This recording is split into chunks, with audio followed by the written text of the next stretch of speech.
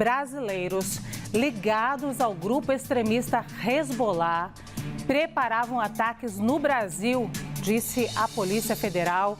Essa apuração é do Eli Jonas Maia, que já chega aqui para explicar para a gente como é que a Polícia Federal chegou a esses ataques, a esses brasileiros. A gente está tratando aqui, Eli Jonas Maia, o tempo inteiro de aumento do antissemitismo e mal podíamos imaginar que um grupo de brasileiros poderia estar ligado ao Hezbollah, preparando atentados aqui no Brasil.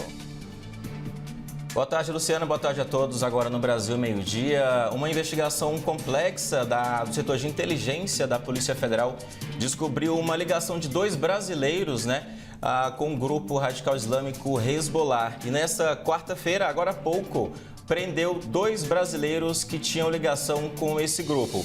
Dois brasileiros que foram presos, inclusive, em São Paulo. Um deles tinha acabado de chegar de viagem do Líbano e foi preso no aeroporto de Guarulhos, que é o aeroporto internacional de São Paulo. Além dessas 2 prisões temporárias, a PF, estou lendo aqui também para pegar certinho, porque acabou de chegar essa informação da Polícia Federal, a PF também cumpriu 7 mandados de busca e apreensão em Minas Gerais e 3 aqui em Brasília. A suspeita, de acordo com o setor de inteligência e de investigação de combate ao crime de cyberterrorismo, é de que esse grupo estaria com plano em ação para atacar prédios da comunidade judaica aqui no Brasil. Uma informação importante que a gente está acompanhando a partir de agora. Com você, Luciana.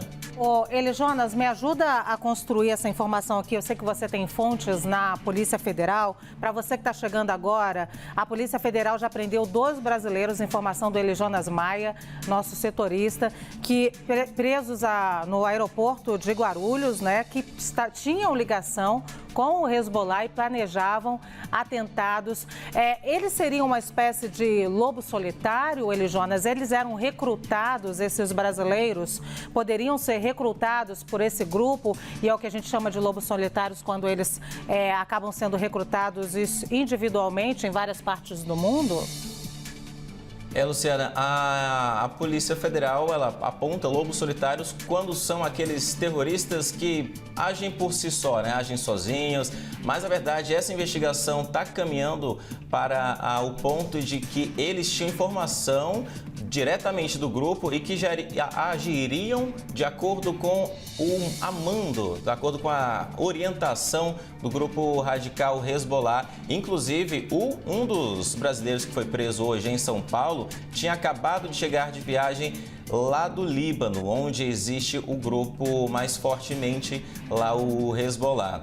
E a PF aponta esse responsável brasileiro como uma ligação lá do grupo aqui no Brasil, que receberia informação para repassar ao comparsa que foi preso e a outras pessoas aqui no Brasil para continuar o planejamento para esse ataque terrorista e que está sendo frustrado com essa operação da Polícia Federal. Luciana. Eli Jonas Maia continua aqui com a gente. Antes eu te digo aqui, eu estou com a apuração também aqui, algumas informações. Esses recrutadores e recrutados, eles devem responder pelo crime de terrorismo. Isso é muito importante, porque durante o 8 de janeiro, vocês ficaram sabendo aqui que aquelas pessoas que fizeram vandalismo no 8 de janeiro não tinham como ser chamada de terrorista, bem como nós vimos agora no Rio de Janeiro, aquelas pessoas milicianos que tocaram fogo em ônibus, nós dissemos, não tem como ser chamado de terrorista, não cabe esse crime.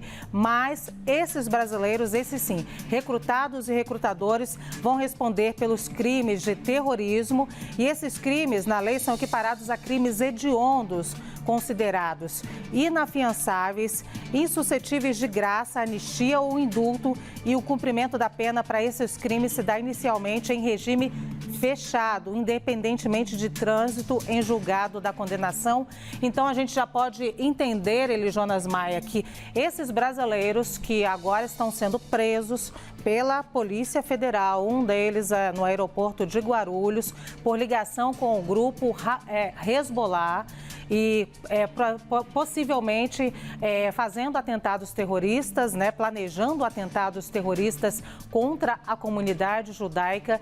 Esses brasileiros brasileiros vão responder pelo crime de terrorismo. Portanto, eles vão ser presos imediatamente porque é um crime hediondo e aí sim a legislação indica isso.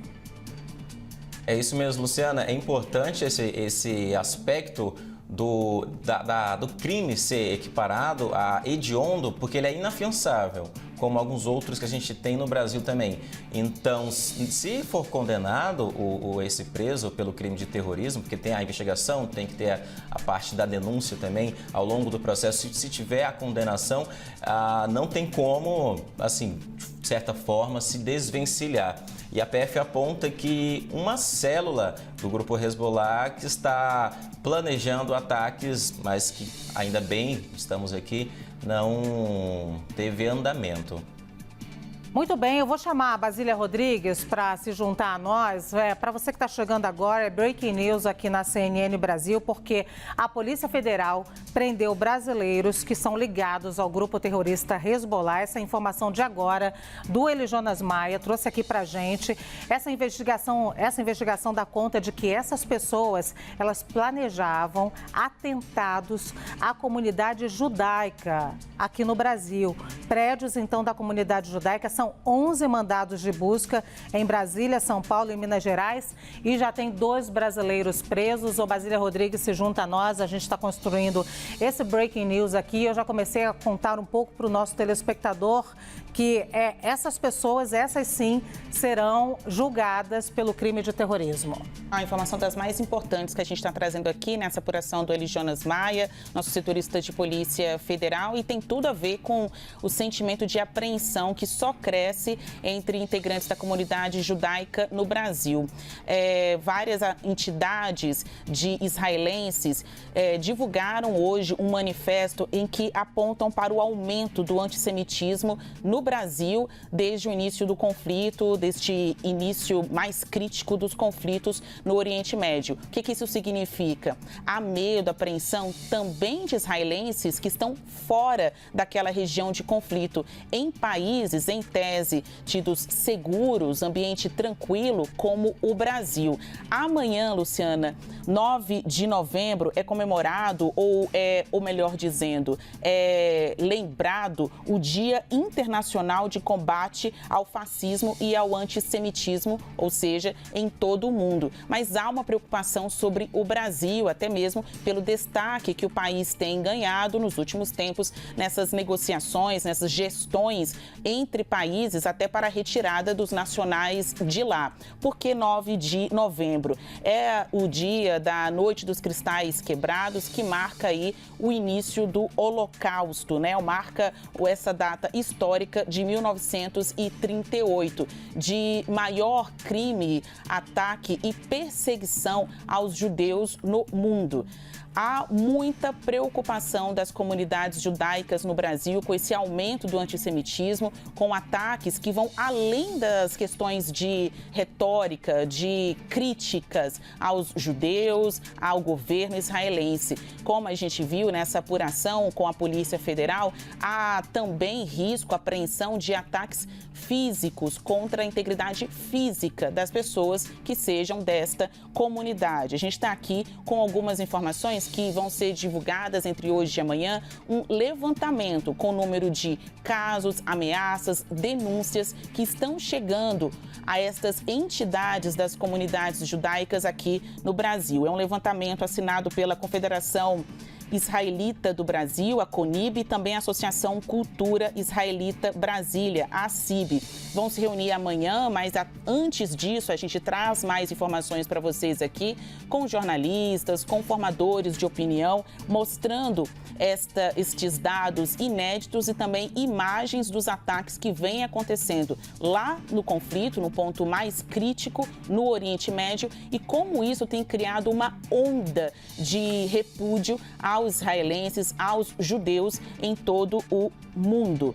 Tem pontos importantes aqui desta avaliação. Haverá o lançamento desse manifesto. O presidente da CONIB, o Cláudio Lotenberg, tem afirmado que o objetivo é combater o antissemitismo e o discurso de ódio no Brasil e alertar também para o aumento de ataques antissemitas contra judeus no país e em outros lugares do mundo. A gente por aqui observa, a partir dessa apuração, que as nossas polícias, que as autoridades do Brasil estão mobilizadas para que este tipo de crime de ódio, e a nossa comunidade negra, conhece bem o que é o crime de ódio, não se prolifere pelo país no momento em que a tensão está concentrada lá no Oriente Médio.